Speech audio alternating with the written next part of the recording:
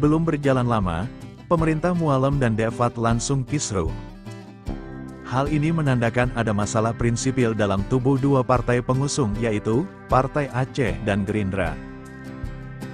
Apa sih masalahnya? Yuk simak juru bicara Partai Aceh, Pak Nur Zahri, meminta Partai Gerindra untuk mendisiplinkan kader-kadernya di Aceh, agar tidak asal bersuara, dan jangan memperkeruh suasana terkait polemik SK Pelaksana Tugas Sekda Aceh Al-Hudri yang diduga maladministrasi. Ia menilai beberapa pernyataan yang keluar dari pengurus Gerindra Aceh terlalu emosional dan bahkan bernada kekanak-kanakan karena mengaitkan persoalan tersebut dengan Partai Aceh. Padahal menurut Nur Zahri polemik SK Aspal, asli tapi palsu, PLT Sekda Aceh Al-Hudri murni, soal administrasi pemerintahan yang harus diklarifikasi sesuai mekanisme yang berlaku.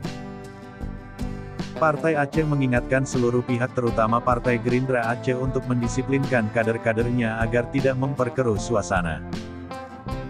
Terutama terkait dengan statement kekanak-kanakan yang mengaitkan persoalan ini dengan Pak, ujar Nur Zahri dalam keterangan resminya, Sabtu, tanggal 22 Februari tahun 2025.